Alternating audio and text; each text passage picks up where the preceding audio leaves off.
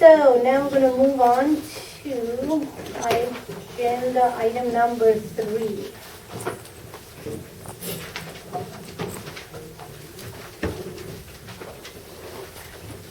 Which is the 4 deficient street facilities affecting local facility management, Zone 15.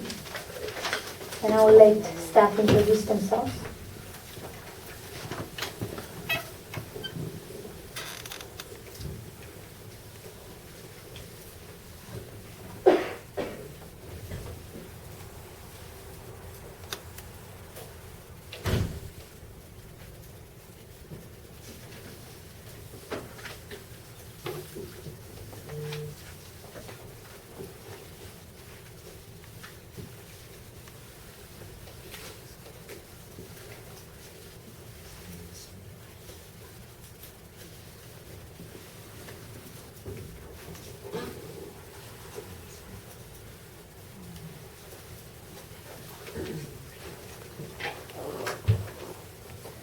Good evening, Chair, Vice Chair, and Commissioners. My name is Paz Gomez, Deputy City Manager for Public Works, and with me is Hossein Ajide, Engineering Manager with the Transportation Department.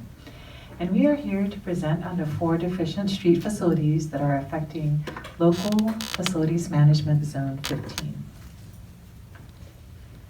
Our recommended actions would be for the Commission to make a recommendation to City Council in support of staff's recommendation to determine that 4 street facilities are deficient, built out, and exempt. Specifically, those 4 are southbound El Camino Real from Cannon Road to College Boulevard, northbound El Camino Real from College Boulevard to Cannon Road, eastbound Cannon Road from El Camino Real to College Boulevard, and westbound Cannon Road from College Boulevard to El Camino Real.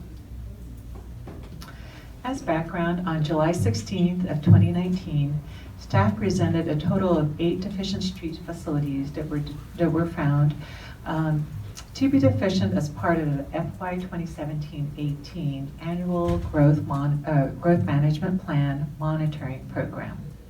At that time, City Council recommended that staff return with additional recommendations and options. On December 10th of 2019, staff returned to present on transportation demand management and transportation system management as an informational item. And as you may recall, that was similarly presented here to the Commission prior to that. And then on December 17th of 2019, staff returned to present on the first 4 deficient street facilities. And then now we're discussing the remaining 4.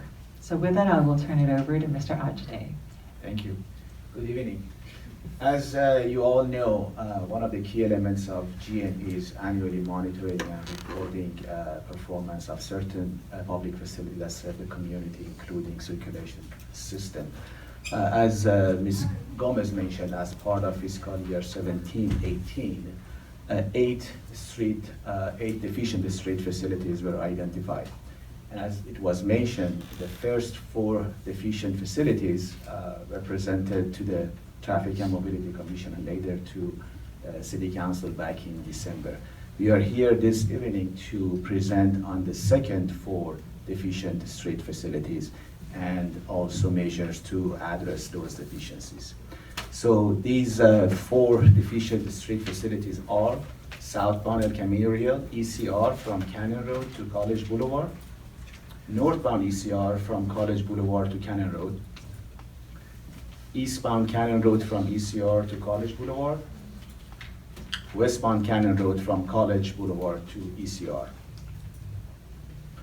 So what happens when level of service or performance standard is not met? Per GMP ordinance, the first step is for the city manager to report the deficiency to the City Council.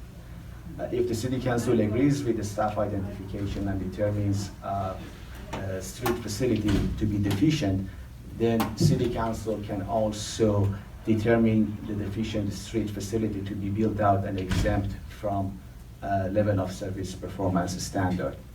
So what does mean exempting a street facility? So under General Plan Mobility Element Policy 3-P9 to exempt the vehicle mode of travel from the level of service LOS standard at a particular street intersection or segment.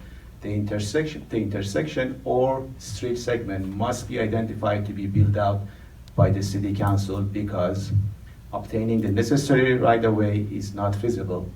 The proposed improvements to fully address the deficiencies would have significant impact on the environment, or the proposed improvements would result in unacceptable impacts to the other community values or general plan policies, or the proposed improvements would require more than 3 through lanes in each direction. As you notice, we have highlighted item A and B because that's what we are using to, as measures to address the deficiencies. So the first deficient street facilities, as is shown in this aerial image and identified by the red arrow, is southbound ECR from Cannon Road to College Boulevard. Please note in the slides I'm showing the north direction arrow is pointing toward upper left corner of the screen. For this deficient street facility, staff is requesting exemption, and the requested exemption is per Mobility Element Policy 3-P9D. As you know, ECR between Cannon Road and College is already 3 lanes. It's built out, so therefore any road improvement to fully address the deficiency would require more than 3 through lanes, which would be in conflict with mobility element. Staff currently working on an active capital improvement program project, which is CIP project 6071. The total cost estimate for that project is approximately $1 million. If you recall, the staff presented on this project during the last month meeting to the commission. This project will improve intersection of ECR and College Boulevard. It will enhance pedestrian and bicycle forms of mobility. It will upgrade existing curb ramps and crosswalks to meet the current ADA standards. It includes traffic signal timing optimization, and staff anticipates in the spring 2020 they will present this item to the City Council for approval of plans, specification, and cost estimate, and authorization for advertisement for construction bids. Second deficient street facility, again as it's shown in this aerial view and identified by the red arrow, is northbound ECR from College Boulevard to Cannon Road. Similarly, staff request exemption per Mobility Element Policy 3-P9D. Again, ECR between College and Cannon is already 3 lanes, and any improvement would require more than 3 through lanes. The staff currently working on 2 active CIP projects, CIP projects number 6042 and 6056. The cost estimate for these projects approximately $3.5 million. These projects will improve intersection of ECR and Cannon Road, and it is anticipated upon completion of this project, traffic flow would be significantly improved. However, even this significant improvement is not expected to meet level of service performance standard. So this segment remains deficient. Staff anticipates in fall 2021, this item will be presented to City Council for approval of plans, specification, and cost estimates, and authorization for advertisement for construction bids. We have also another unnumbered CIP project with the total estimated cost of $4 million. This project will widen northbound ECR from Sunny Creek Road to Gaspar Drive. Again, it improved traffic flow in the area, but it's not expected to meet level of service performance standard. This project is financed for fiscal year 2025 through 2029. Third deficient street facility, as it's shown in this aerial view and identified by the red arrow, is eastbound Cannon Road from ECR to College Boulevard.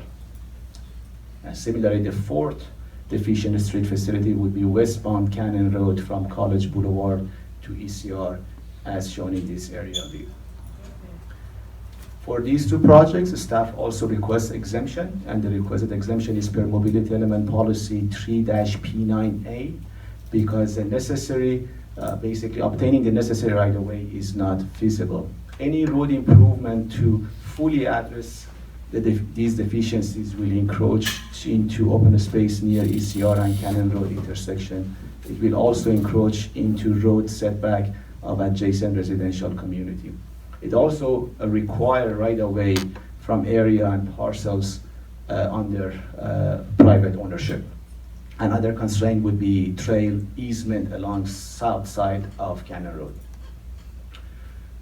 Again, reminding everyone, recommended action for this evening would be the Traffic and Mobility Commission determined 4 street facilities are deficient, built out, and exempt.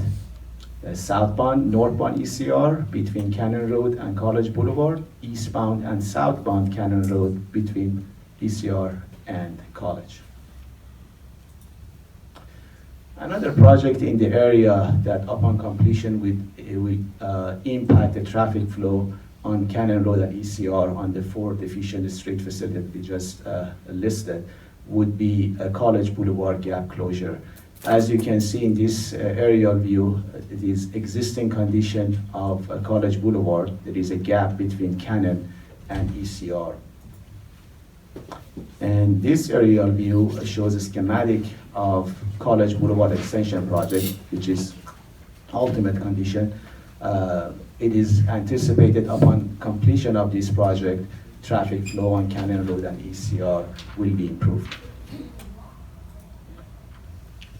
College Boulevard Extension Project includes full width grading of the road, paved travel lanes and sidewalks, median and median landscaping, bridge over the Agua Hedionda Creek, underground utilities including potable water pipes and sewer and storm drains, traffic signals, and street lights.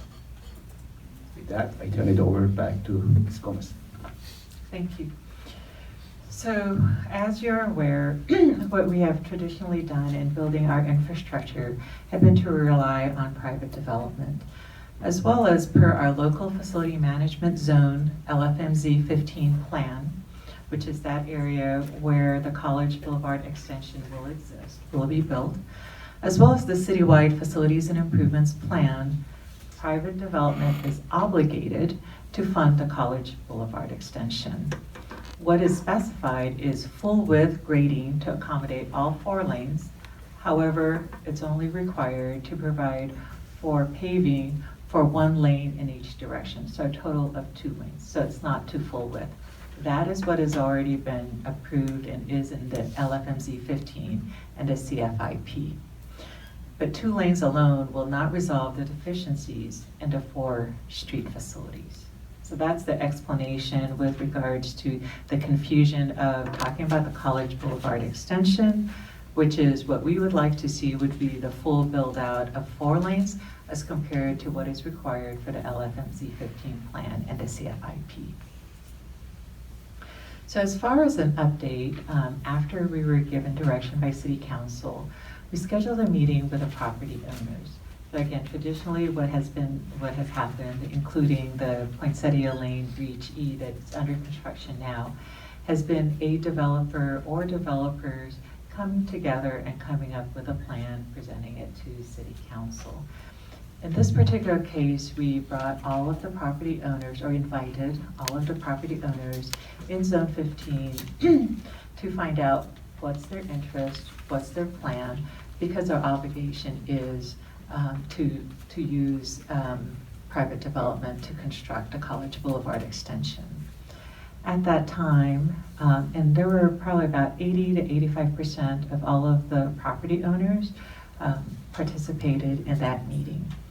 And all of them at that time said, well, we'll see. There were some that had tentative maps that were expiring this summer. Some of them said, oh, it'll be decades before I do anything, if we do anything. So there wasn't a coming together by all the property owners to say, we will build College Boulevard. Also at that time, Senate Bill 330, which is the Housing Crisis Act of 2019, was passed and it became effective January 1st of 2020. And in essence, we can go ahead on to the next slide. You may recall our city attorney and external counsel had briefed the Traffic and Mobility Commission, as well as City Council, Planning Commission, Housing Commission, and the Housing Element Advisory Committee about the impacts of SB 330. And in essence, our understanding, and we further confirmed it when staff went up to meet with the state Housing and Community Development Office on February 6th, is that there will be no moratorium. So what we have done in the past is to encourage developers to come together and come up with a plan of how they would be building the infrastructure. Is we would say that if there is no financing plan, then there will be a moratorium, and that was part of what was presented back in July 16th to City Council. Was a proposal of let's have a moratorium and encourage the property owners to come up with a financing plan. That did not happen, and HCD had basically informed us that we, even though it's part of our GMP, are not authorized and would not be approved to put a moratorium against the construction, period. And also anything that we have done with regards to dwelling unit caps, that will not be authorized either. So we have been told that verbally. Our external counsel and our city attorney, we have our city attorney, our assistant city attorney who can chime in on that as well, have in essence stated that how we used to do things before will no longer apply because of SB 330. And we are expecting a letter from HCD to put what they have told us verbally in writing. So with regards to the next steps, our plan is to come forward to City Council to make a presentation on March 24th and explain the situation that we're in essence presenting here. What's not being presented here, which would be included with City Council, is what they had directed us to do, which is to come back with financing options. And so our request of City Council would be for them to give us direction as staff on whether they wish for us to pursue a city-led project, if you will, a program with regards to College Boulevard extension, and also for us to come back with regards to updating then the LFMZ 15 plan, as well as the CFIP, because currently they state that it's only private development that is obligated to do the construction, and if it's going to be a city-led effort, then that will have to be changed as well. So those are other items that we did not present with regards to asking the commission to make a recommendation.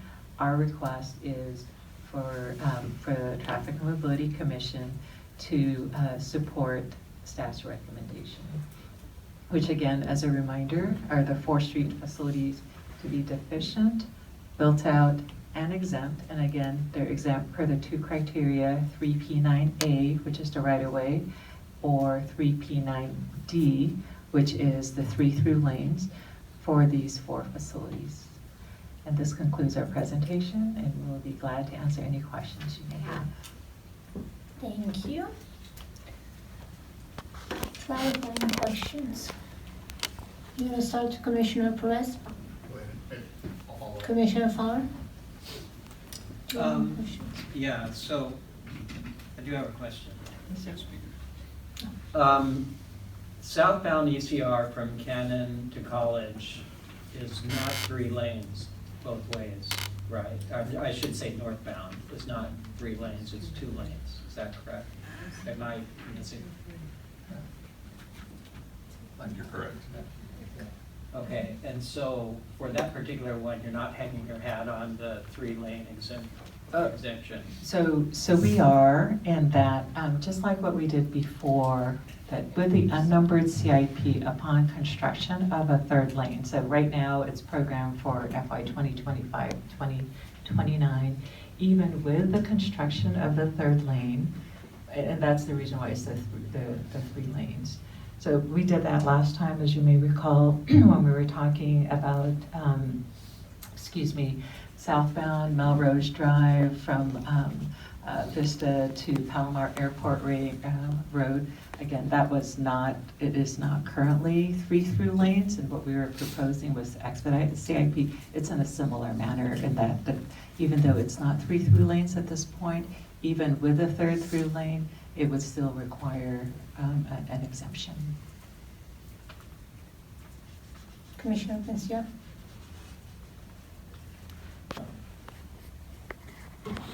Is the, excuse me, is the deficiency associated with the intersections, or is it associated with the travel lanes in the segments? Okay, so the facility itself, the street facility or segment, we were using the word street segment before, and we're trying to use the street facility is what is we're asking to be deficient. You're saying segment or? Segment or facility. We're trying to, so street segment Okay. is a street facility Okay. in layman terms. We're trying not to confuse the terminology for street segment versus street facility. The street facility is what we're talking about, which is what you're. Which includes the traffic lights in both ends. Correct. Okay, thank you. Commissioner Hunter? So you say, and I'm talking College to Cannon right now in northbound, Uh-huh. it doesn't match, and you say, well, it won't match even if we put a 3rd lane in, but the 3rd lane gives you 50% more volume. It takes you from about 2,000 cars to about 3,000 cars, which anybody who's driven up that way would surely appreciate. If that went to 3 lanes and the College extension went through, would we hit the level of service required? So one of the things that we're talking about with regards to the College Boulevard extension is where would we see the relief with regards to the El Camino Real as well as the Cannon Road? So the short answer is yes, there would be relief for a moment in time, right? Because when you build it and have the additional capacity, you know, when you build it, the traffic will come. And so at a certain point in time, and I believe there was like something like the equivalent of 800 and something equivalent dwelling units is what it would be with regards to the capacity that then Doug? What was that about, right? It's not that, not enough for the build out. Not enough, but it will not be enough for the build out. So there will be relief at that point when the unnumbered CIP is completed. You've got the 3rd through lane and then the College Boulevard. At that point in time, when it's opened, we'll see relief. Correct. Okay, so then why do we need an exemption if we have a solution? So I'm against the, hey, we can't figure out how to do it, so let's just exempt it. That being one of the worst traffic blocks in the city at this point in time because of the 2-lane. Because I don't even go that way to come here because it's so bad. It's because the College Boulevard Extension project is not a viable project at this point. The reason why it's to be constructed, which is per the CFIP and the LFMC 15 plan, is the 2 lanes, and it's supposed to be constructed by private development. Private development has been consulted, and the developers are like, it's not going to happen. It's infeasible. So a way forward, which would be the direction from City Council to staff, would be to pursue the city leading that effort to construct a project. So the way that we do things with the GMP, right, is it's private development that's paying for it. It's supposed to pay for it per the LFMZ 15 plan and the CFIP, but they're not. Understood. So that part of the plan we have a problem with, but what we're saying is, okay, we're just going to exempt the requirements then, versus change college to a public funded versus private funded. And we have a potential path forward. If we exempt it, then nobody's even thinking about it. Well, We're that back. wouldn't be the case. So the exemption does not prevent us from pursuing. So it's not one or the other. With regards to the exemptions, what it does is by exempting those 4 street facilities, it allows for us now, like this minute, or not this minute, but as soon as City Council makes the determination, it allows us to use TDM and TSM as a requirement for anybody that is even going to be pursuing any kind of development.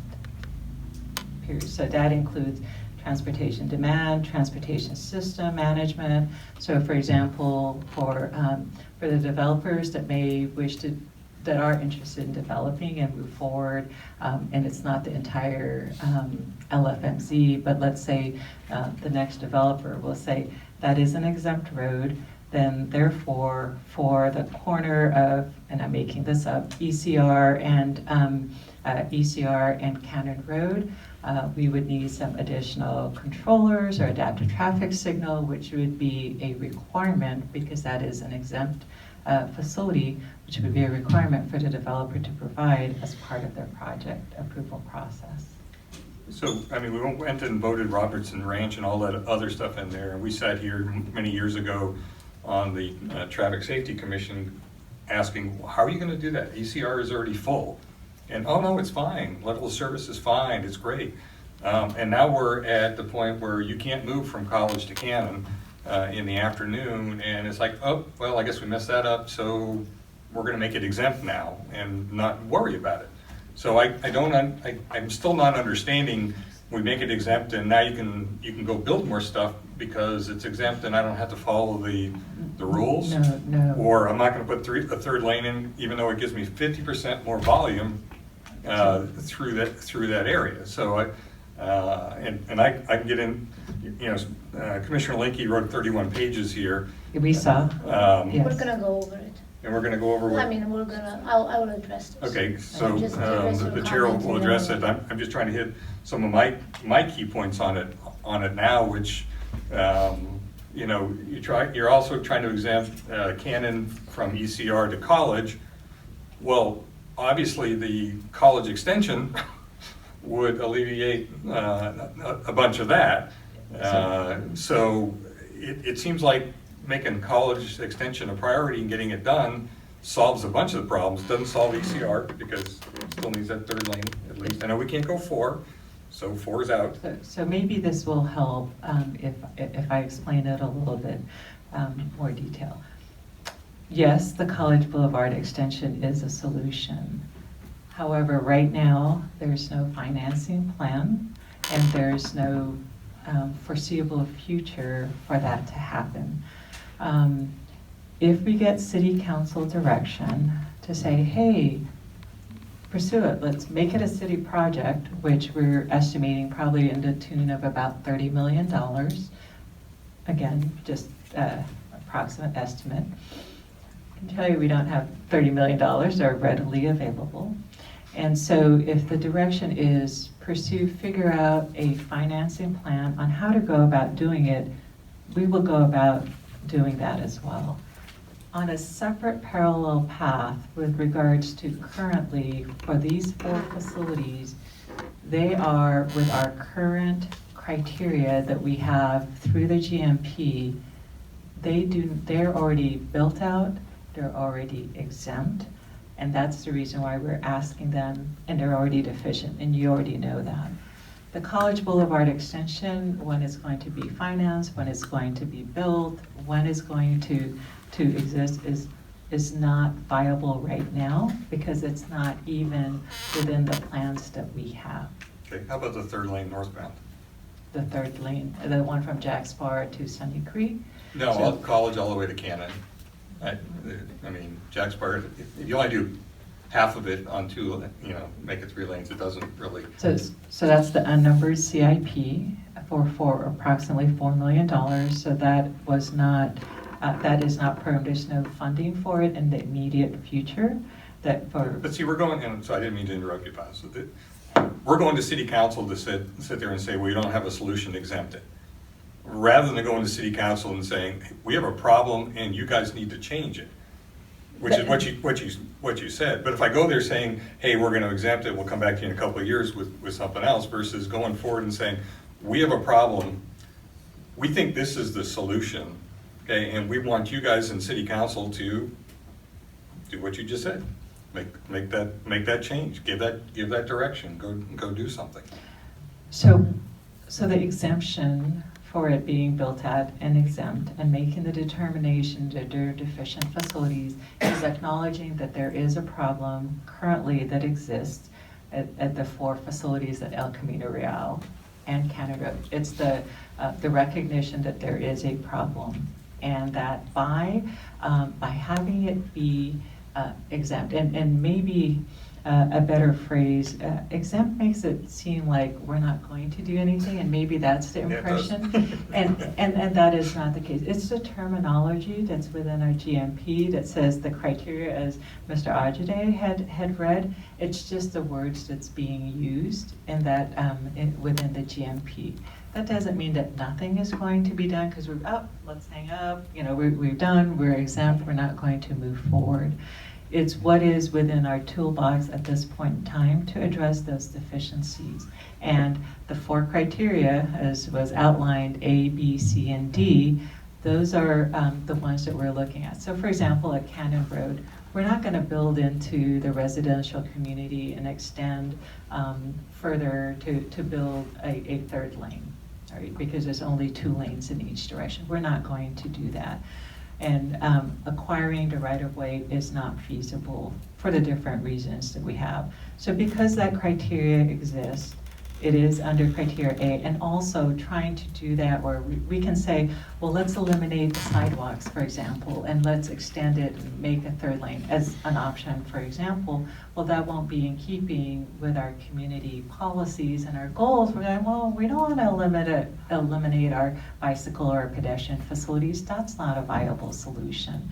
So by the criteria that we have within the mobility element, it meets the criteria to be built out and exempt. Even though it's not 3 lanes, it's built out as planned in the general plan per 3-P9A.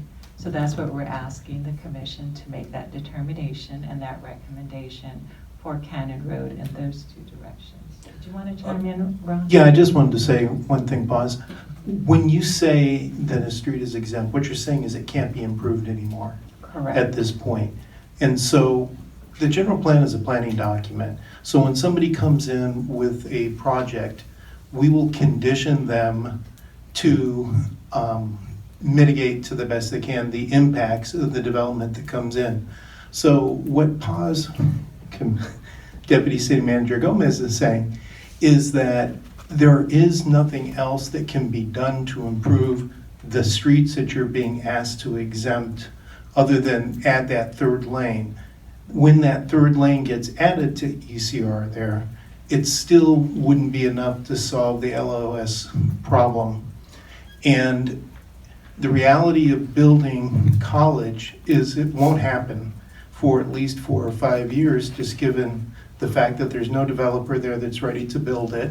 If the city builds it, it may trigger a Prop H vote, which we can't spend more than $1 million on a project at the moment without a vote of the people. So we'd have to go to get a vote of the people because the cost estimates right now could be up to $30 million. So just from a time crunch, it won't be able to be built. And my understanding from reading the staff report is that there is a traffic study out there that says by the time that road is built, it won't solve the problem. It could today if you could build it in the next year or so, but by the realistic time frame, it still wouldn't solve the issue. Then we have really serious issues then. Okay, if building college won't solve it, okay, then ECR is in deep kimchi. Okay, because if you well, let me just throw one more. Just let me finish one. Okay, one I didn't finish. So Okay, there was just one more thing that I wanted to say. Once you build college, there is right now pending tentative maps that could go final for construction out there. They probably won't. But once you build college, that area could be developed as well, which building college through will bring traffic all in and of itself, because that whole area is planned to be built out there as well. So that's all I want to go. Go ahead, I'm sorry to interrupt. Sorry, I didn't mean to Commissioner cut you Hunter, off. I will give you the floor back. 1 minute. We have to let Vice Chair go. Yep. I will have a comment Yep. and then we'll come back to you, Okay. okay? Vice So- Chair, do you have Well, any questions? Just 1 minute, just so I can comment Okay. on that. The comment was there was nothing that we can do. Turn on the 1, 2, 3 buttons right here, the color things. Yeah, I'll start a timer for you. You know, I'm just gonna Okay, make go the one ahead. comment, which is, and there's your That's timer, fine. 1 minute. That nothing can be done, and I just disagree with that comment about nothing can be done. So, there's a lot of other issues we can discuss, and in 12 seconds, that was done. Over to you, Jim. This may be covered when we discuss Commissioner Linke's comments, but your projections that all these CIP projects will not improve the LOS, what is that based on? Projections, studies, or what? So I will ask Mr. Bilsey to come up, but we have current traffic data, so it's all part of the traffic monitoring. And so as Commissioner Hunter said, it will increase the capacity, but based on the data that we have right now, that is our understanding with regards to the level of service D for El Camino Real.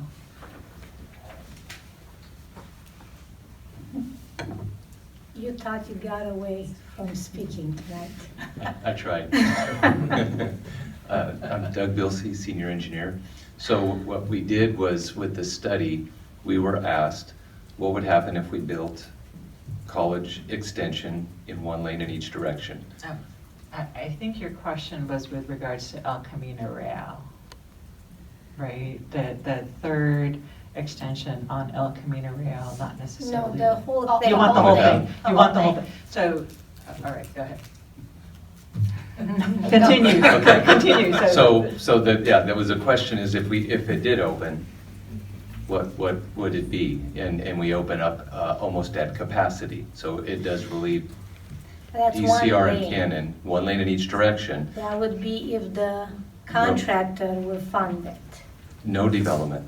So that's just, No development. if we blinked our eyes and we had a 1 lane City will. right there today, what would happen? Would it remove, would resolve the existing deficiency?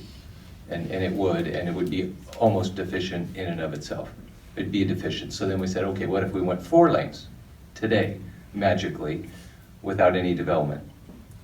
And there was adequate level of service on all the roads in that area. It's still gonna be a little congested up on College towards the freeway, but in that area, everything is fine with a little bit of capacity left for the development in that area. As that zone starts developing pretty quickly, we get to capacity on College Extension. The other 2 lanes are okay, but Cannon and El Camino, but now all of a sudden you have the problem at College Extension. So guess what? If that's congested, some of the traffic's gonna come back. So you're gonna be right back where, you're gonna be not as bad if you didn't have it, but you are gonna be deficient. One of those roads is gonna be deficient eventually when the zone builds out. So my question is, if you can help us understand, when you say the termination of the 4 deficient street facilities affecting the local zone 15, what does that mean? So why are you asking us to say or to what's the word, determine that these 4 roads are deficient and they are exempt? There is a background story that I would like to understand. What's stopping you from going So- forward with this zone? Or what's affecting it? Okay. This is, again, from FY 2017-18 monitoring report, and we were obligated to present to City Council when we find that there are street facilities that, based on the monitoring report, the traffic data appeared to be deficient. So that was what we strove to do back in July, and then came back in December, and the first four, the commission as well as City Council supported those first four, and these are the remaining four. So this is the continuation of, these are street facilities that have shown that they are deficient. And so the request is, one is deficient, and then just because they're deficient, we are also asking for them to be built out and exempt. As you may recall from December, we had requests for 4 facilities to be deficient. Only 3 of them were determined to be built out and exempt because one CIP project, which is the one for on College Boulevard from Ashton to Palomar Airport Road, assisted in relieving the congestion to the point of meeting the LOSD. So that one was not requested to be determined to be built out and exempt. In this case, all 4 of them have been determined based on what we have with the CIP projects that are projected that are near the area. And we've talked about the ones, CIP 6071, 6042, 6056, and unnumbered. And even with those CIP projects that we have, these facilities will still be deficient, built out, and exempt. For using 2 different criteria. For Canon, it's criteria A, which is the right of way, and then for ECR is criteria D. What happens if we find it that it's not? If we don't say that it's exempt for these roads? We do decide, yes, it is deficient and it is built out, but we don't believe it's exempt. What does that mean for So the staff? question would be based on... If we just continue the way it was until now.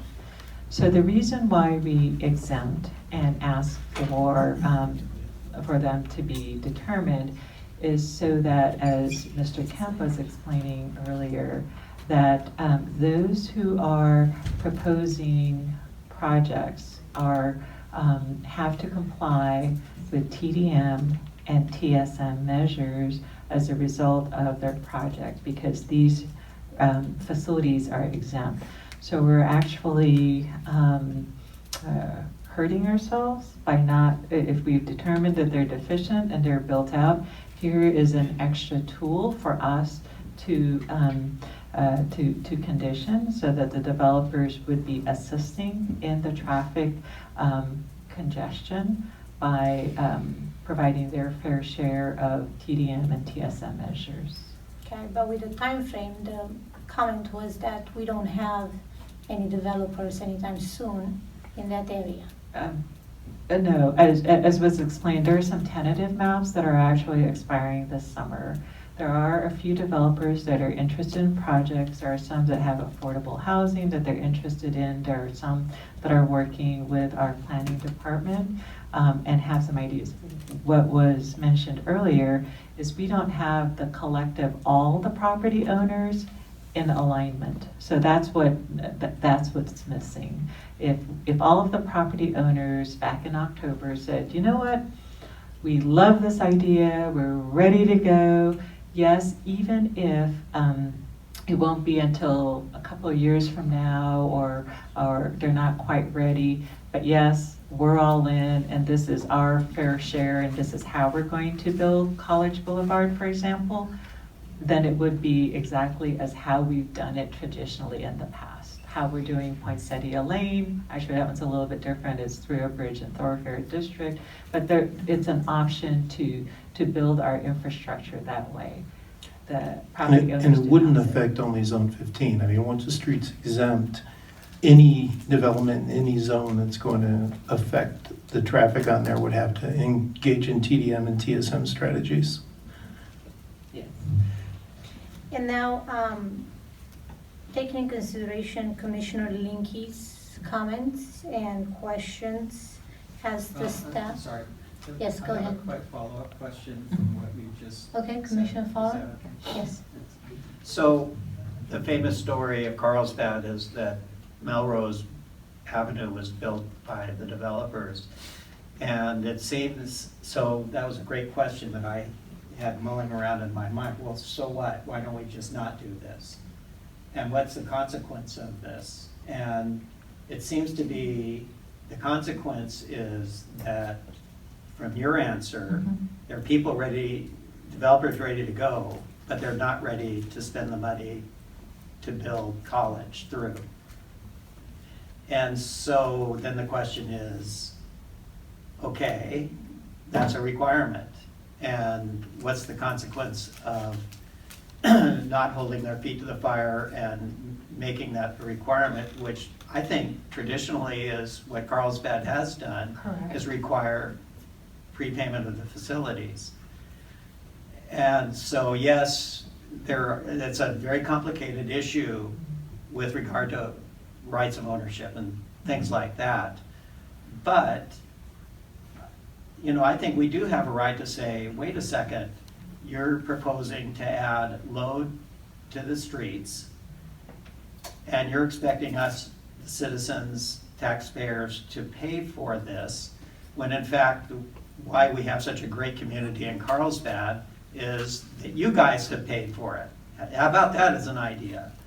And I'm not anti-development, I'm not anything like that. But on the other hand, I see in other communities, they are saying things like, well, they apparently don't hold the developers accountable for facilities and things like that. And they're not as nice a communities as Carlsbad. So, Can I take that one?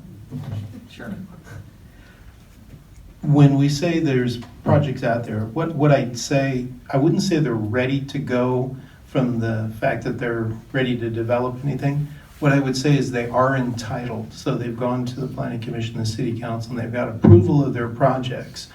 And the way the planning process works is they've got approval of their tentative maps. And those tentative maps are tentative because there's conditions that need to be met before they can be final. And I'm sorry if I'm talking down, I don't mean to. So one of those conditions, though, on all of those projects is for college to be built through. That's currently a requirement for those maps to be final. So that probably isn't going to happen before July 1. It would be build college or have a financing plan in place, which is what they've been pursuing. And you're right, as far as how the growth management plan has worked in the past. It worked that way for Melrose, it worked that way for college. Because one of the tools that was in our toolbox, to use the cliche, was we could do a moratorium under our growth management plan. Matter of fact, we're required to do a moratorium if the facilities were failing. And so we would tell developers, you just don't get to develop until you build the road. And that's what's happened in Zone 15. With the passage of SB 330, the state is stepping in, and the real name of SB 330 is the Housing Crisis Act of 2019. And the state has stepped in and said, we have a housing crisis in the state of California, and we need to have so many millions of units built. Local public entities are not allowed to do moratoriums unless there's some kind of an imminent safety threat that would stop it. And when you ask HCD, well, what is an imminent safety threat? You get things like a big sinkhole just formed, or wildfire. I mean, things that would be, to use legal language, a sudden unexpected occurrence. But failing facilities, we've been told verbally, no, that's not going to happen. So we've lost, at least until 2025, because that's when SB 330 sunsets, the ability to do a moratorium on development under the voter-adopted growth management plan. So we don't have that tool in our toolbox for the next 5 years, so we can't do things the way we did with Melrose and College. So when we ask for these roads to be exempt, what we're asking is the ability to condition projects that may come along to do TDM and TSM. Right now, we can really only go after commercial developments. And this would give us the ability to at least require a developer to mitigate the impact of the traffic that they bring by showing us they have a TDM program that's going to reduce their traffic trips, or a TSM program that will help relieve congestion. Because what the traffic studies are saying, at least relying on Transportation Department's interpretation of those traffic studies, which I know Mr. Linke questions, and I haven't read them, so I can't argue the validity, I just go by what staff says because I trust them, is there really isn't anything we can do beyond building that third lane and putting College through that's gonna lower the LOS any more than it already is. And by using an exemption, we can at least require new development to adopt those plans that could mitigate their impact. So evacuation in case of a fire, when you have all those cars on the road trying to evacuate, that's not an emergency or a sinkhole falling? It's imminent is what the word Yeah, that they use, say it's an imminent threat, not a hypothetical one, not a, Yeah. So, Sacramento. just to follow up. yeah, we're talking, this is the state Yeah. telling us what Thank we you. can and can't Thank you for do. the I clarification. So those properties now that are ready to die or to do something, and they're ready to go, except they're going to expire or whatever, do they have adequate access via where the way College is now? No, Okay, so they couldn't build anyway. If we just said, it's fine, we'll just tolerate the fact that it's gonna take a while to get that Well- through. they could go tomorrow if they came up with a financing plan. But staff has been meeting with them for years, and the property owners have not been able to agree on a financing plan. Well, maybe So, they'll light a fire under them and they can then do that. right, And but you can blame us exempting, for it. but exempting the streets wouldn't necessarily affect that one way or another, because these are not streets that are in, well, I guess, they're on the borders of Zone 15, but these streets are affected by everybody. I mean, what it really does is give us another tool for when developers come in, because the tool that we would have, a moratorium, we can't use it. So if somebody did come in with a new map for Zone 15, and maybe say they asked to build College just up to give them access, for example, we could then say, and you've got to do TDM and TSM. So the path forward under that scenario is you just wait for them to realize, but that's leverage that we have over them now, right, or not? I mean, it seems like that if somebody only had to build, 1,000 feet of College, they might say, well, okay, we'll do that because it's feasible or whatever.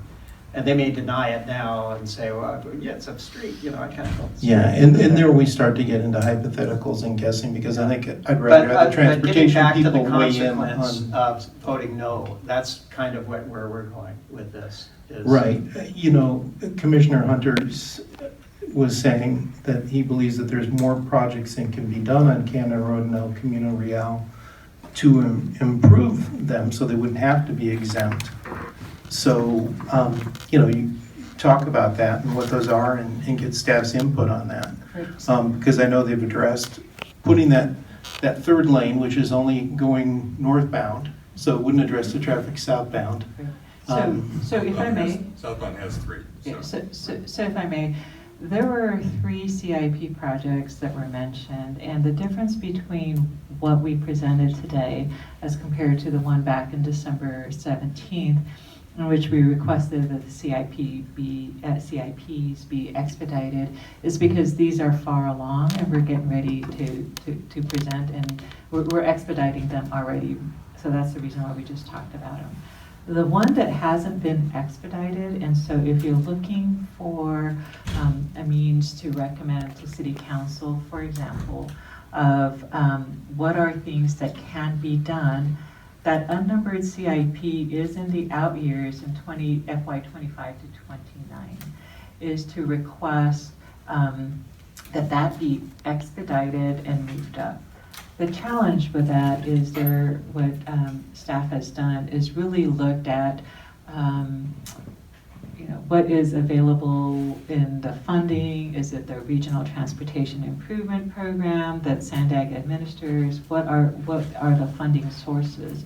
So if that, I believe, $4 million project ends up being accelerated and expedited, and the commission recommends to City Council that this is so important to build that additional third lane, and that's a recommendation, we can certainly add that in as a recommendation, and we will figure out, or City Council will direct staff to come back with some kind of financing plan to determine how that can be financed. That would assist. But that alone, as was mentioned, will still not get you to meet the LOSD, but that is a step in the right direction. College Boulevard extension, as we've talked about, that's a different recommendation. That will help, as has been explained, but that is not in conformance with how we're doing things and have traditionally done it as the City of Carlsbad. So if the commission wishes to make a recommendation of providing feedback, it wasn't a request from staff to for you to make that, support that recommendation. It's because it's not staff's recommendation to build College Boulevard Extension as a CIP project or a city-led project. We are teeing it up, and on March 24th, we'll be asking City Council to have a similar conversation and for them to direct us that that's what they would like to do. So if the commission would like to make a motion and something along those lines, if you wish us to pursue, which is along the lines of what Commissioner Linke was talking about. If the commission wishes to make a motion and make that recommendation, then that's something certainly that can be done, and that they will then, City Council will take into consideration with regards to the direction. That's why staff is not recommending that we move forward and yes, we're gonna build this with a city-led, because the direction that has been given to us is City Council come up with options, and we will be outlining that there are different financing options. There's the Bridge and Thoroughfare District, there's enhanced infrastructure financing districts. There are options, and so what we would then do is go back to City Council with more granularity once they provide us that direction. So I asked the question, Commissioner Fowler asked the questions, and I still don't feel clear on what is the consequence if we don't approve this. Let me try one more time. I'm sure you did. Let me try one more time. Do you feel comfortable? Okay. That's why you see blank faces. That means we're not getting it. For the deficiencies, or the exemption, or the build out? The exemptions. Okay, so for the exemptions, what we, in essence, if the commission says, okay, we agree it's deficient, okay, we agree it's built out, but we don't agree that it's exempt, it will be going against the 4 criteria on why it's built out and exempt. It goes hand in glove. It also takes away a tool from city staff to go, as Mr. Kemp had explained, say, developer, now until such time that there is a replacement. Again, we do an annual monitoring, right? So if, let's say, the College Boulevard extension is built, it reprieves it, it eliminates the deficiencies that we currently have, then it will be addressed at that time and may be removed from exemption at that point in time. However, now, until such time, whether it's 4 or 5 years from now or whenever it is that it's constructed, it will require all of the developers and others that are going to come forward to the city requesting that they build and develop their project to utilize TDM and TSM. We will be asking them, come up with a way, maybe a shuttle, maybe reduce those greenhouse gases. You will come up with a plan, maybe build a bus shelter so that there's transit that could be moved in there. That would be part of TDM. TSM, hey, maybe that new technology on adaptive traffic signals, whatever else that may be, that will give you, this is your fair share. If you want to build in that area in Zone 15, you will have to employ TDM and TSM Any because zone. it's exempt. Oh, I'm sorry, you're right. I was using that as it, but in any zone, that would be a requirement. So I guess instead of saying that, well, we're not going to exempt it, there are 4 criteria in which 2 of them do qualify using those criteria, and it is actually helping the city by determining that they are exempt. Again, I think Mr. Kemp explained about we're not exempting it from, we're not ever going to do anything. It is just requiring that the developers provide TDM and TSM measures when they are determined to be exempt. Okay. I have a question. Okay. Kind of a follow-up on Commissioner Hunter. In view of the city's almost near build-out, and in view of this is our second meeting that we were requested to exempt zones from this, I see a trend appearing, and that concerns me that we're going to try to exempt our way out of the problem. Would one of the examples or one of the possibilities of trying to resolve this, would the city, I'm not in agreement with this, but would the city consider lowering the level to a D or to an E instead of a D? That's my question. So the level lower, and I'm going to defer here to Mr. Bilsey, but the letters signify the flow, and if we were to lower it so that it's LOSE, which if I understand your suggestion, and basically what we'll be saying is that it's okay for us to wait for a prolonged period of time, that instead of having it flow as you would expect it to flow, which is a good condition at LOSD, that we would be saying that it's okay for us to be in traffic. So is that what your question is? Is that something that City Council or would be willing to entertain, is accepting a lower level of service? We're exempting ourselves out of acceptability for our roads. And so as a way to either stop exempting these or reduce the acceptable level of service. So, and again, I think exempting is I was not just a good going to say, it word. might be semantics, because Yeah. exempting is more, isn't it an acknowledgement that that particular facility is built out? Yes, so And that was so what rather Mr. than Barberio has said. build more lanes or whatever it would be, we're not going to switch strategies. Right. We are exempting ourselves from building 4 or more lanes, is in essence a way of looking at it. So we're exempting ourselves from doing something that we as the city of Carlsbad has said we're not going to build any more than 3 lanes because we don't want freeways going through our city. We want it to be 3. And if we are maxed out at 3 and there is still traffic, just like we see at El Camino Real, then what is one of the ways to do that? We can have more effective technology to use for traffic signals. So that's TSM, Transportation System Management, or maybe a different approach is having more of a public transit. So that's more transportation demand measures. So in essence, when we exempt it, we're saying we're not building any additional lanes. What we're doing is we're forcing those who want to build and add traffic to our lanes will have to come up with TDM and TSM measures that would help us, and that is done by exempting. Okay. Commissioner Perez.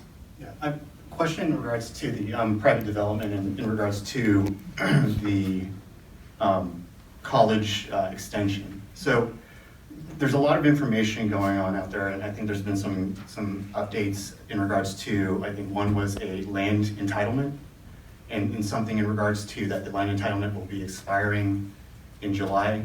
I'm trying to get clarification on this, because if this is true for, say, for Zone 15, do we have to start all over again? Can I, probably would like to understand what goes on with that. And then the second one is, I think there was also some discussions about, can't confirm if it is in Zone 15 or not, but I believe it was College and ECR about something with Walmart and an escrow that was executed February. So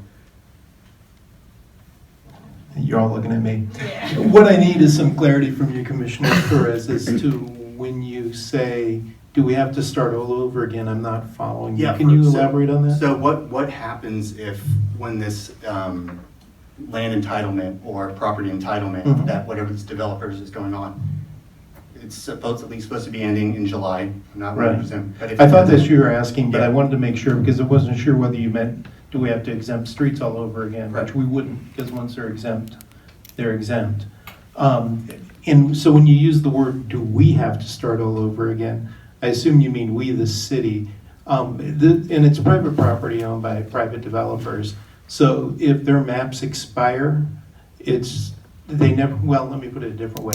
If their tentative maps expire, they never finaled, and the land stays as is, and if a new owner or even the same developer comes in, they have to start over from scratch. So does that answer your question? Yeah, what's the timeline for this? What was I know that if it was to expire in July, how long was this process for this land entitlement?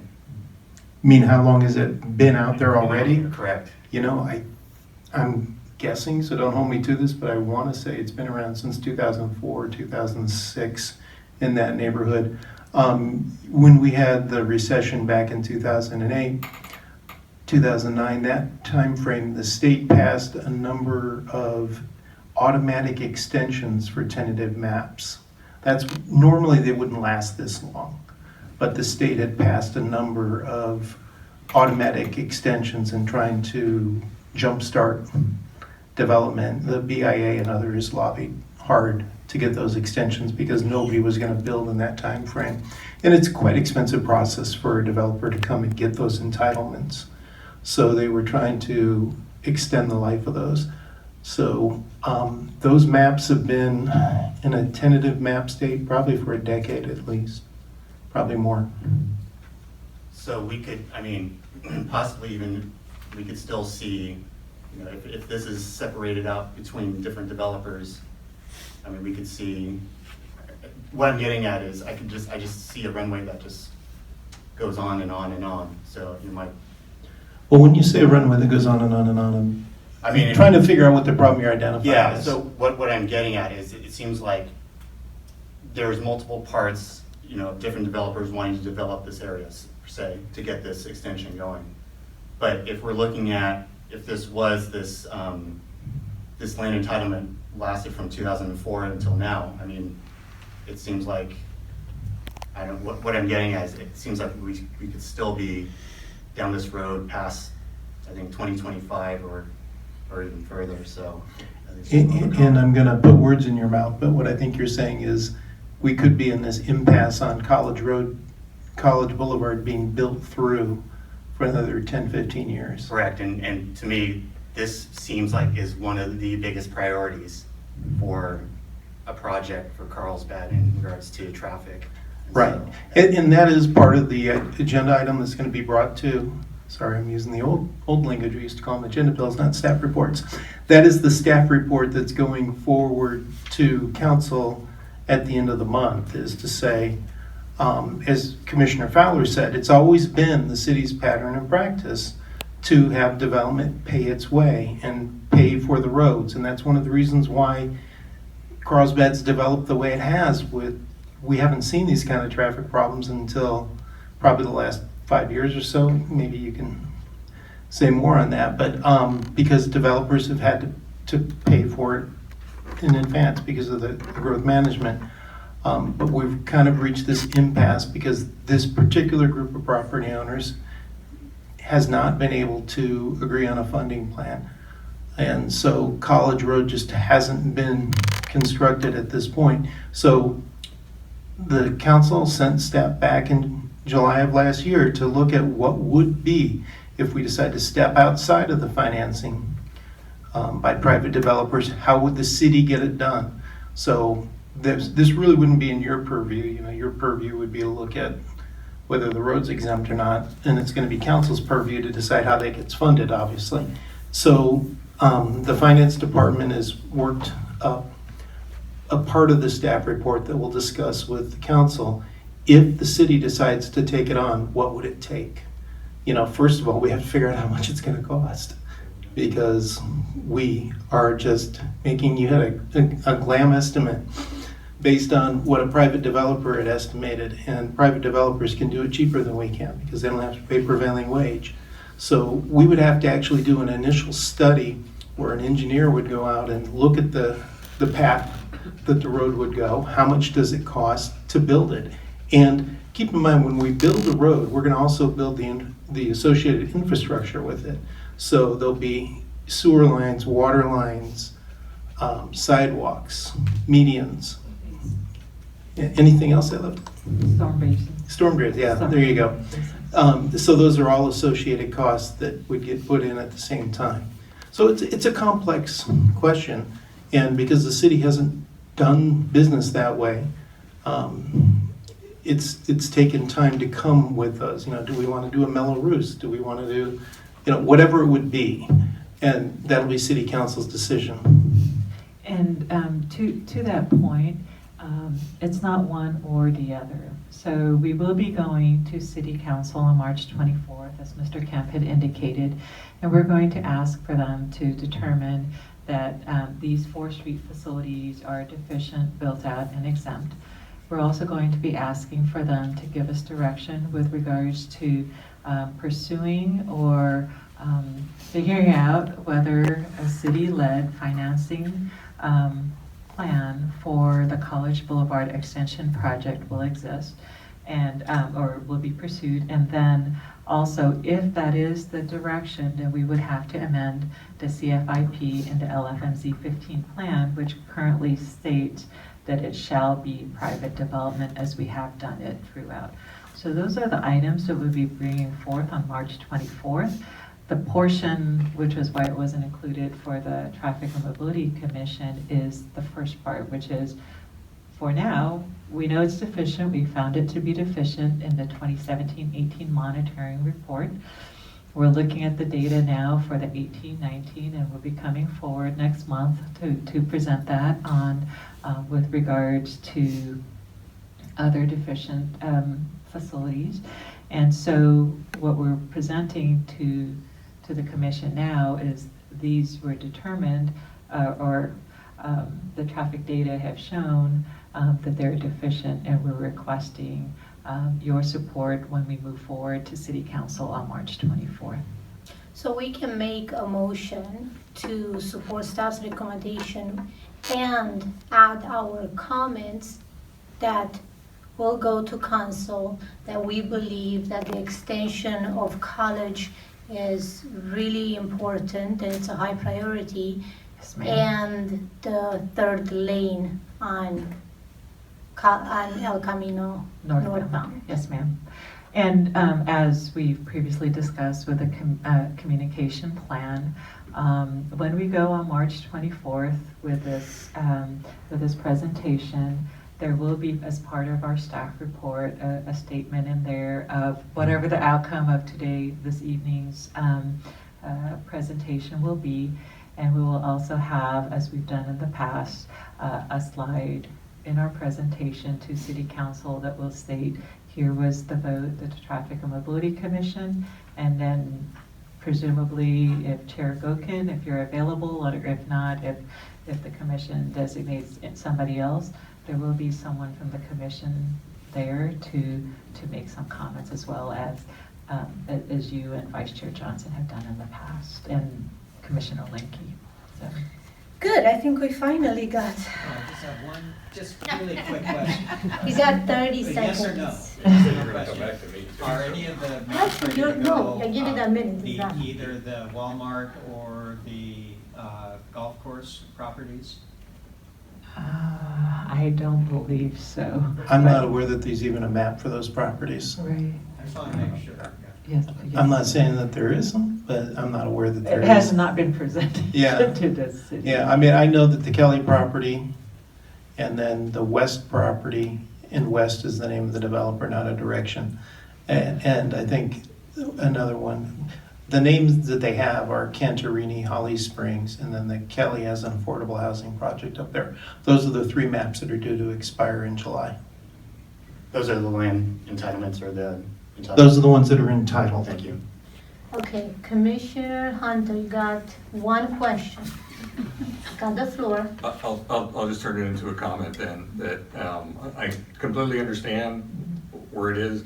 They're definitely deficient. There's no question about that, otherwise we wouldn't be asking for an exemption. So as far as the criteria, I don't agree that they're built out. I think definitely a third lane northbound. If we say it's possible, it's clearly not built out. So that criteria doesn't apply. You can do stuff with Canon. I won't get into that, as I know we play games. Well, there's trails there. Well, we can change stuff. So, but the not built out part, I don't agree with. And the comment that it totally fails LOS now. So even if we add 50% more, it still fails. To me, is not an answer. It's 50% better than what everybody's dealing with today. The fact that it's still bad tells us we have a really serious problem. Back to my deep kimchi, I guess. Okay, so if it's that bad, that adding 50% more capacity, it's still that bad. It's something that we need to focus on and come up with a So solution. do you want to make the motion, including the comments about third lane and how important it is for the commission to extend college? No, you don't want me making a motion because I don't agree with the exemptions. Okay, doesn't matter, if you make the motion, doesn't mean you agree or not, you just put it on the floor. so Well, we I'll can make vote a on it. motion that we don't pass the agreement on staff's proposal to exempt those 4 lines for the reasons that have been discussed here this evening. Do I have a second on Commissioner Hunter's motion? I second You can't vote yet. it. Sorry, I second it. Okay. Do we want to vote on Commissioner Hunter's motion on not approving staff's recommendation? Go ahead and vote. So a yes vote is we don't agree with staff's recommendation.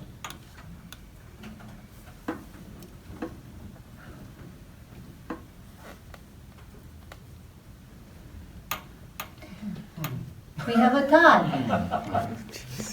What now? Well, tie means the motion doesn't pass. Tie means the motion, this is the first time since I've been chair that's happening. We have to get Vice President Pence to get. Yes, okay. Well, I can tell you what the planning commission does, and I'll have to look up the rules, but Commissioner Hunter is correct. That means the motion does not pass. And what we would do in the planning commission would be to continue it to the next meeting with hopes Right, that the but that is stalemate would his be broken. motion. That was That's his the motion. Not, So, yeah, so his motion is off the table and it hasn't passed. It doesn't mean you can't make another motion. correct.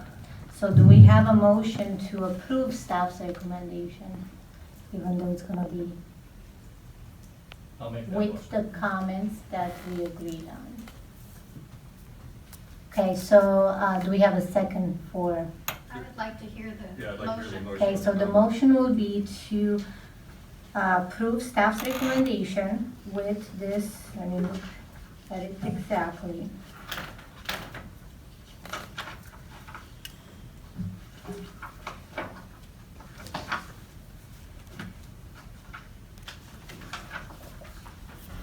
I have so many pages on this thing.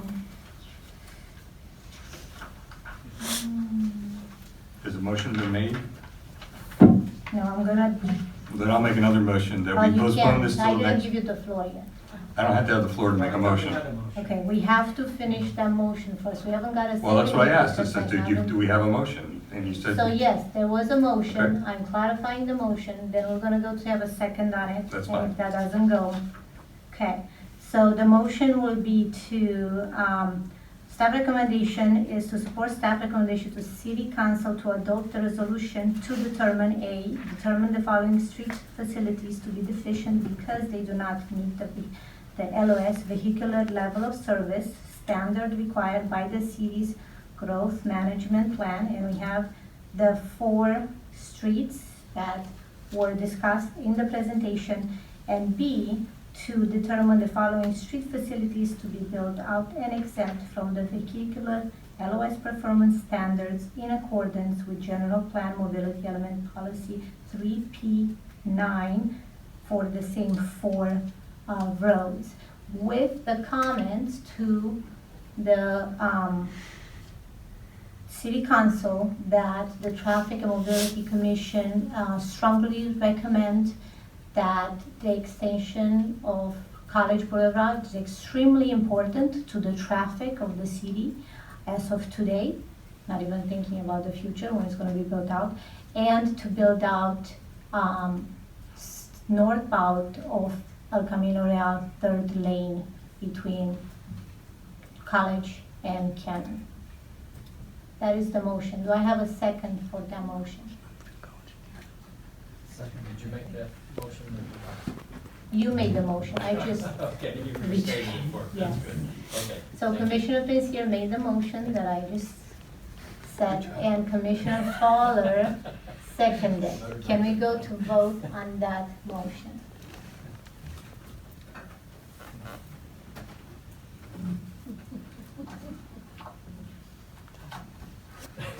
Please note that the motion did not pass because it is tied. Do we go for another motion? So I'll make a motion that we postpone until the next meeting when we have 7 people that can potentially break a tie. So, may I? Please. Of course. So at this point, with regards to the presentation for City Council, if you would like to postpone this discussion until next month, April 6th, we will consult with the city manager, but an option that could occur is we move forward with presenting this to City Council on March 24th, and just so state the Traffic and Mobility Commission wishes, had voted on continuing it until April. So I just wanted to present that as a possibility that could occur. There has also been indication from some folks that the sooner we can tee this up to City Council, the better.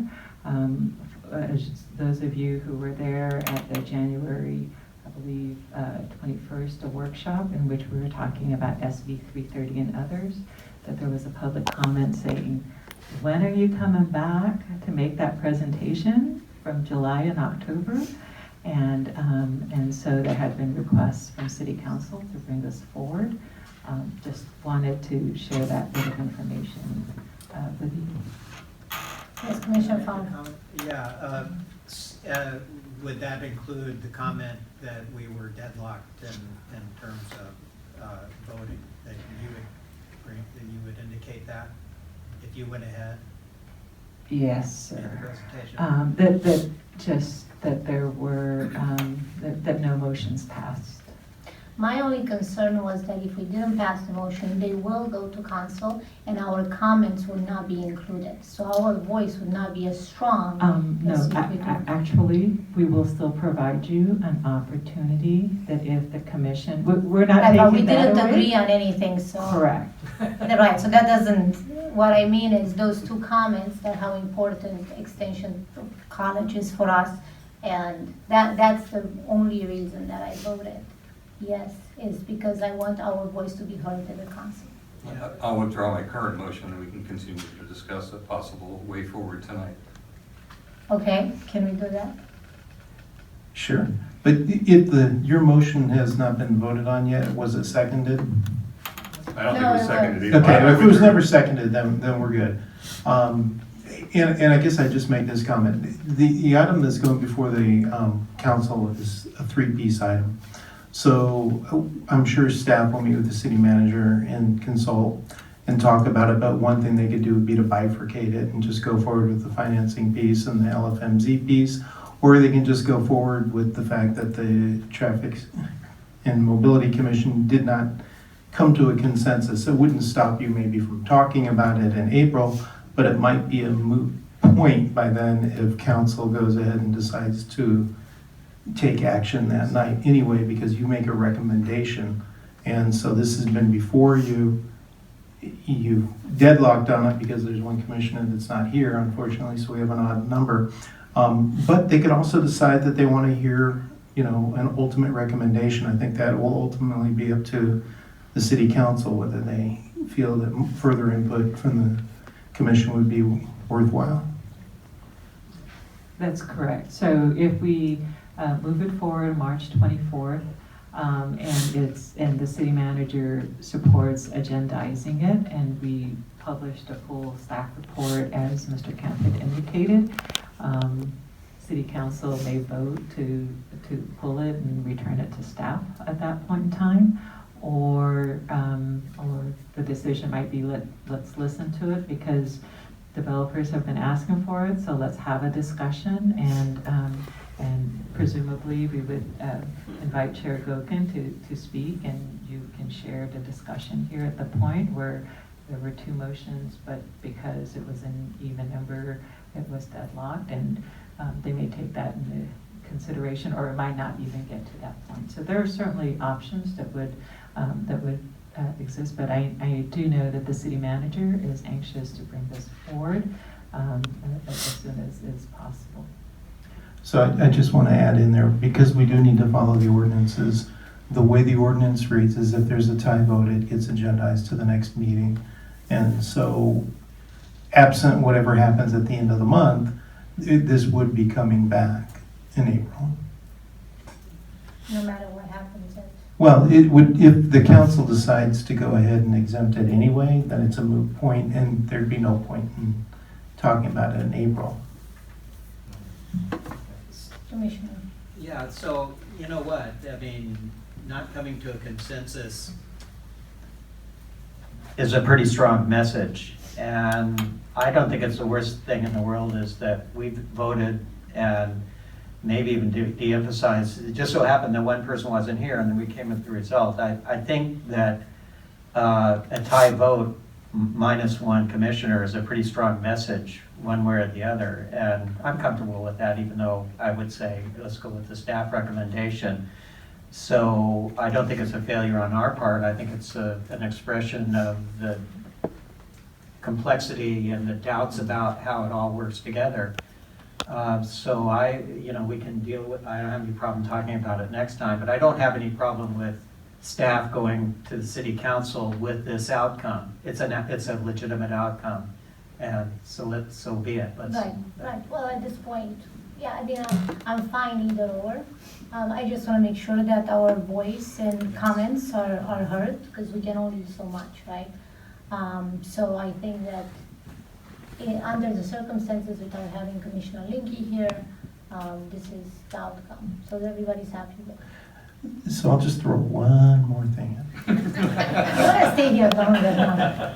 No, I'd like to go home and have dinner. But what I would throw out is, and this is just to get you to think a little bit, if this was a matter before the Planning Commission in what we would call an adjudicative hearing, and there was a no vote, and that's not the same here because this is just a recommendation, what I'd be asking the commissioners to do would be to go on the record and tell me why you can't make the findings that were asked. What evidence was presented to you that you relied on that you couldn't make the findings? And so I would just throw that out there. Is there something in the record that you would point to that would say, I can't make that finding because I heard this presented to me tonight that convince me otherwise. Okay, so I believe Commissioner Hunter, what do you want to reiterate what you said? I think you're pretty clear of why you are against it. I guess what I'm doing is trying to help you frame something to the council that you would say, this is why I voted no. Right.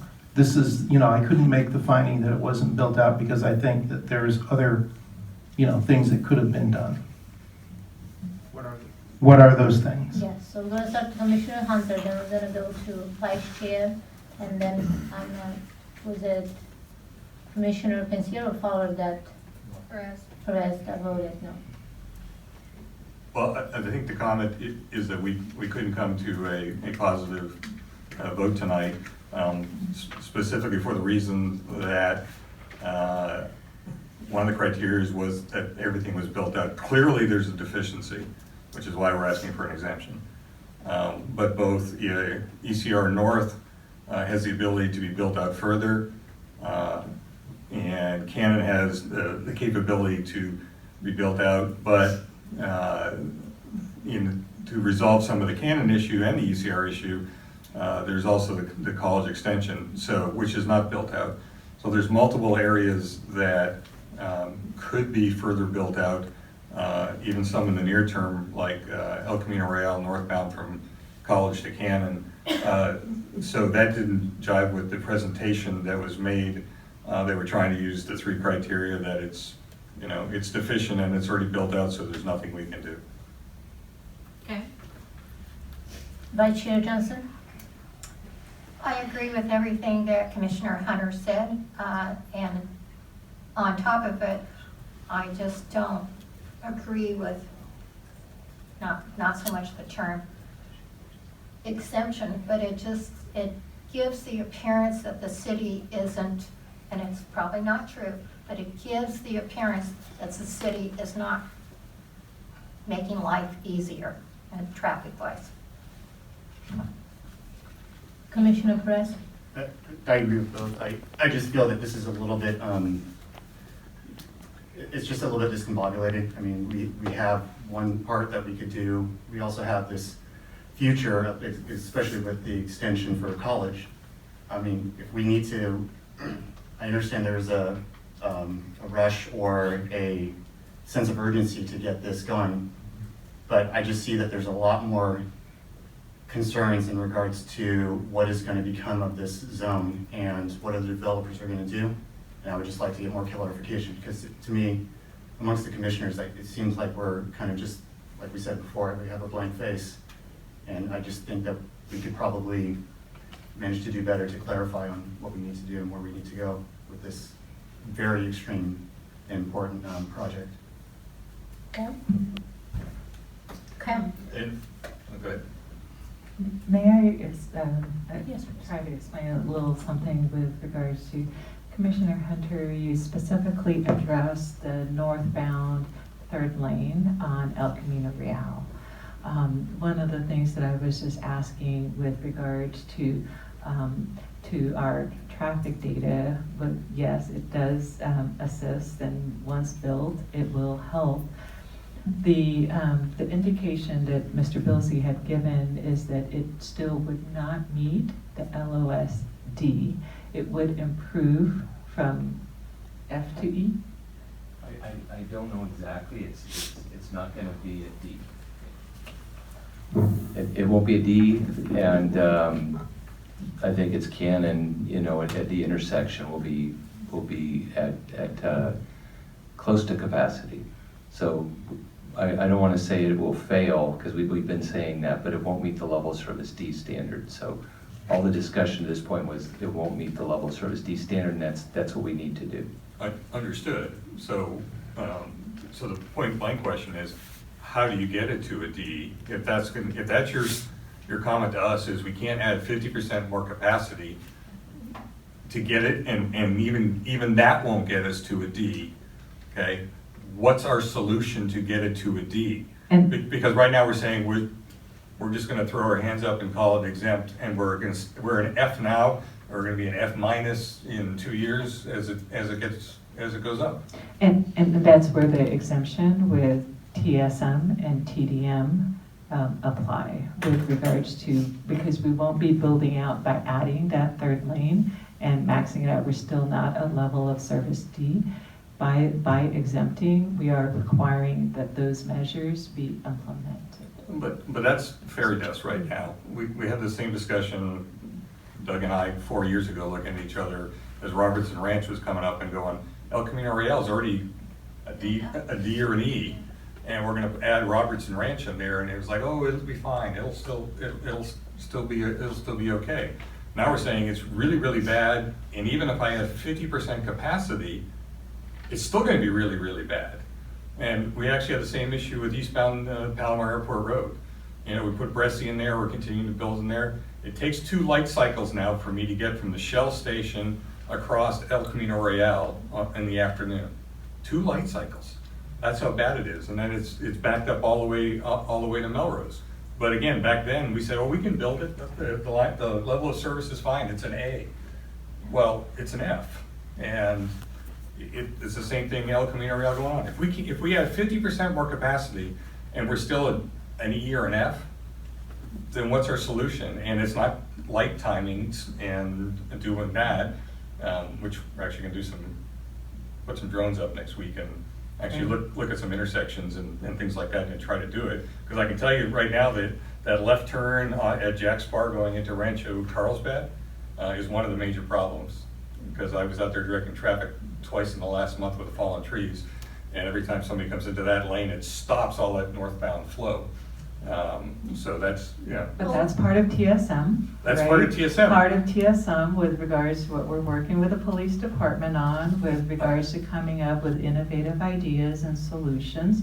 It is part of TSM. So that's how we're addressing it, and we do that by exempting the deficient street facilities. So it seems that, once again, something that we forget, so 4 years ago versus 2 months ago, we have this new law from the state about housing. Mhm.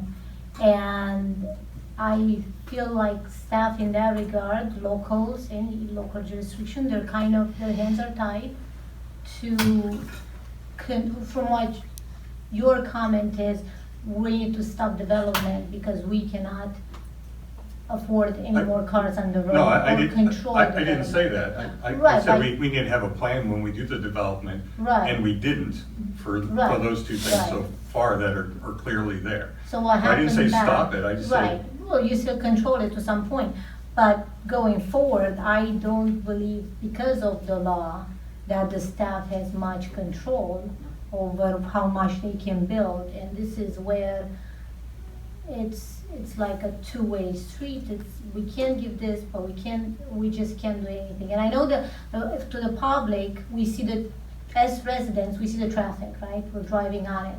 We just don't know the history or the background behind it. And this is why sometimes when I see something, I'm against it, but then the more I learn about it and I see the staff's point that they can't do more than this is their tools, as we heard right now, then if they're not gonna build, so yes, they will build that small portion of ECR North, but that's very small. So even though you're saying 50%, that's not 50% that ECR is gonna get of capacity. And even that, from College of Canada, it is 50%. You go from 2 lanes to 3 lanes, that's a 50%. right, but that stretch of road is pretty short. That's the only place that's 2 lanes. Other than that, it's 3 lanes Right. from. But even from that, that's Encinitas not, to it's Oceanside. just gonna bring a little bit more traffic from south, lower north, and that's it. But on the long run, if they can build any more lanes, and they're not going to, right? Because again, that's why we like Carlsbad, because you don't have too many freeways then staff only has so much that they can do. And, we feel like it's their fault, we don't take it personal. There's no fault. I'm just saying, so what's the answer?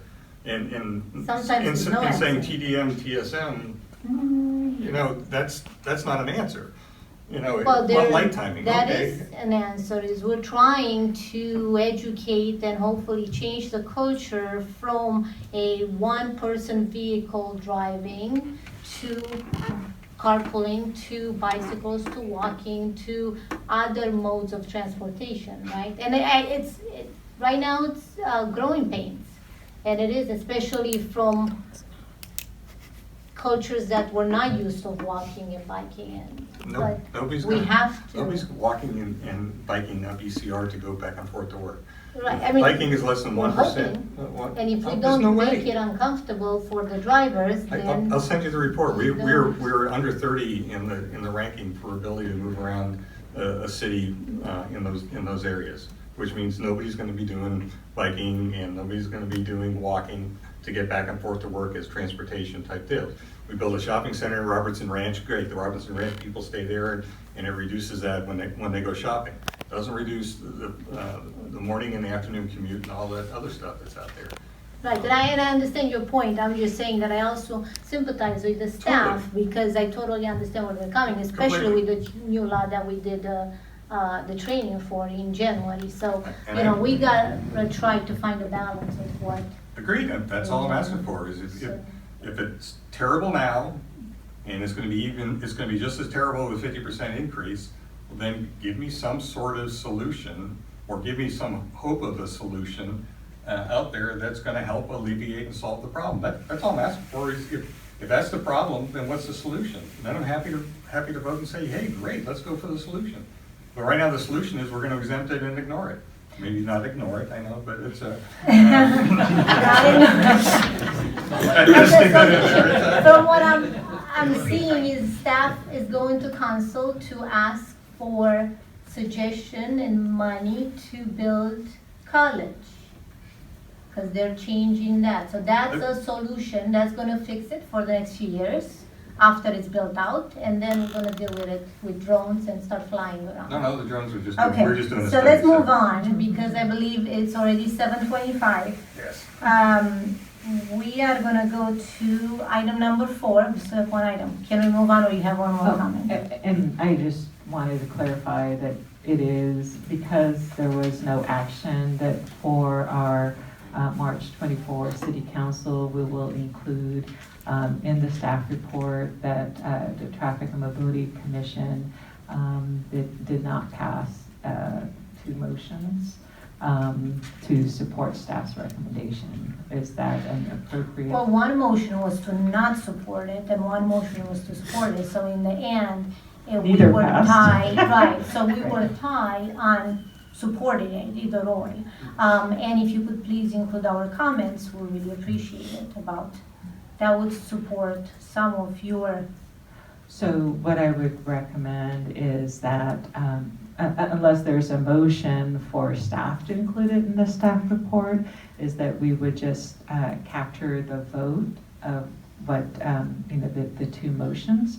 And then you or some representative from the commission will have an opportunity during staff's presentation, and we will call you up and you can further elaborate on the discussions and the comments that you collectively, and I'd recommend perhaps voting on it to make sure that you're all aligned as a commission on the comments. To Mr. Kemp's point, he wanted the comments to be included to go forward, which is why at least the 3 of us on the no side made the comments. So should those comments, I would like to go forward, and I can give you a motion that the comments should go forward if that's better for you. Yes, it would be better. Well, what I was suggesting was, I was trying to elicit from you why you voted no, so that could be included in the minutes. I don't know what kind of minutes you keep, because I haven't read your minutes to see, but the minutes could reflect the comments that were made. So unless a commissioner specifically said, and there have been times when we've had commissioners request a verbatim, capturing of the minutes, then it is more global with regards to discussion. So I would recommend that it be a motion, and then that way it will be captured and there will be a vote and it can be presented as So such. there are 2 options. We can either do that, which they will be on paper. We have a lesser chance of the council to read it. Or we can make a motion for myself to go and present and put the comments, and I agree with your comments. I mean, we all agree with that there are other things that can be done. And we can agree on, I guess we can all send me your comments and I can make sure that they get addressed. And that way, the public hears our recommendation that is at the council at the time, and then the council hears it. So either or, if anyone wants to make a motion? I'll make a motion to accept the proposal that we send our comments through you or Commissioner Linky or whoever at the council meeting and discuss those. Second. Okay. So the motion is for myself to go and speak at the council meeting on March 24th in regard of the comments that we had and the vote on this matter.